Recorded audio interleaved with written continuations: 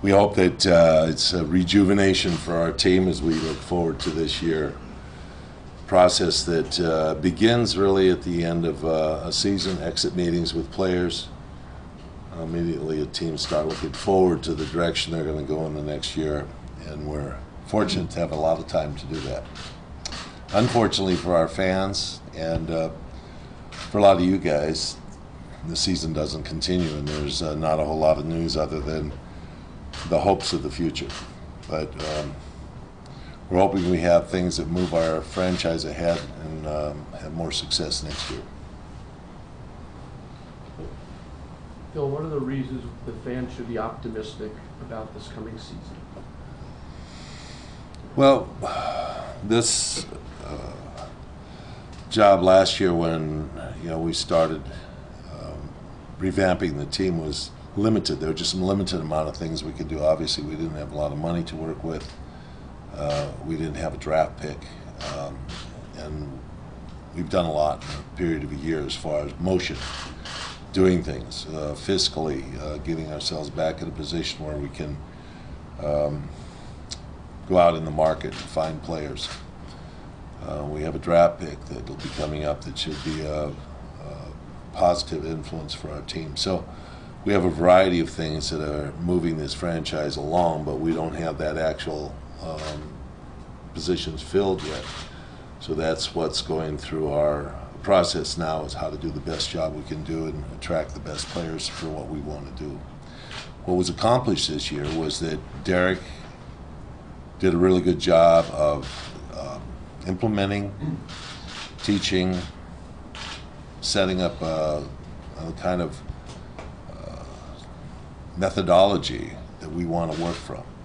Players come, they work, they do their business professionally, they shoot, they lift, they condition, they rehab, they regenerate. The mental aspect is still being worked on with a lot of our players about how to get the professional attitude about this job, but Derek carried that message forward with our players.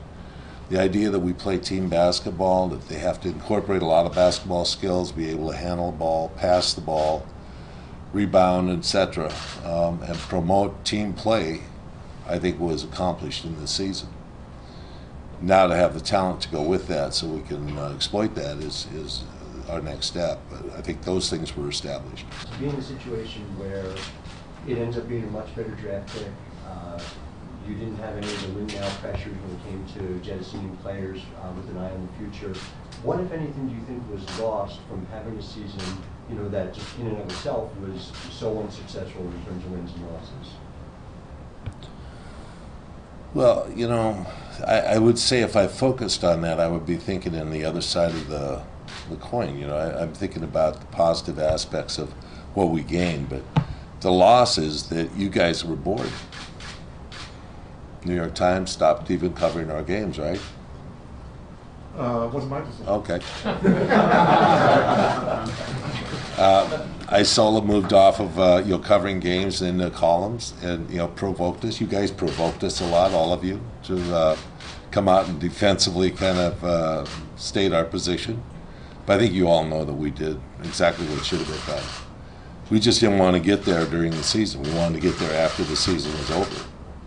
That we would be able to move players and put players in a free agent mode that were at the end of their career. And the fortunate part about it was for them, as we moved players to teams where they could do good and have success. And Amari asked us if he couldn't get to a team that had playoff hopes. He's with a team that has playoff hopes. Pablo wanted to go someplace where he could do something to help a team. He's there. And obviously JR and Shump are in positions where they can have a dramatic effect for a team they're playing for. So we did what we thought was in the best nature of basketball, not to diminish a career, but to enlarge a career. And that's kind of the goodwill that we have about players and about the direction we want players to go. So the negativity, the aspect that our fans had to sit behind, successive losses that were difficult. The players had to deal with this attitude.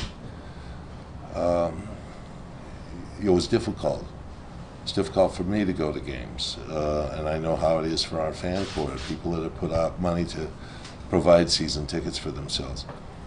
We were able to discuss this with some of our fan corps, 2 weeks ago or 3 weeks ago, and the support was there, and I'm happy we did it, but it doesn't diminish, the difficulty there is in, going to a game looking for a competitive thing. Now, on the other side of that, there are many games that the team was competitive, and you saw advances in this team and how they were playing better basketball.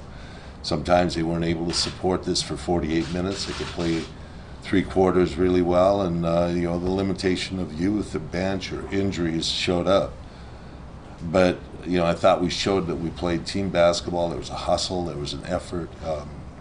The exit meetings, the players were quite positive about their season, about what happened during the course of the season. So we felt supported by them, even though they had a hard time. They had a very difficult year for a basketball player. Phil, you said when you were in LA last month. Okay. That the way the kids come out now at 8, 19. Yeah. That you obviously have to be very patient. You have a 30 guy will be a star, a franchise player will be 30 Right. month star next year. And the possibility of landing, a veteran free agent. With that in mind, would you consider trading the pick if the right deal were on the table to get everybody sort of on the same time clock and time frame for producing a winner as soon as possible? Yes. We'll consider everything. I mean, I want to be quite blunt with you and say, depending upon the lottery, everything starts, when picks come in on the 19th of May, everything starts to germinate from there. Do you move a pick 1, 2, 3, 4? That's questionable. Do you move a pick 5 if that's the alternative end result, and use it as a chip? Maybe. So there's a lot of options that are out there. The reality is though we want to grow a star through this system that'll be here for 15 years in a career. We love the fact that 30 years ago, Patrick Ewing, who I think the Knicks were 3rd in the lottery system at that time, came out first, and he was a player with this organization for over 15 years, and that moved the franchise in a way in which everybody recognizes. And we think there are a couple players in this draft that might be able to do that. So we're certainly not going to walk away from a situation like that, even if it takes the fact that we might have to sit on our hands for a year in the growth process and watch Carmelo come back off an injury, and then regenerate in another year after this and provide more support as we go forward.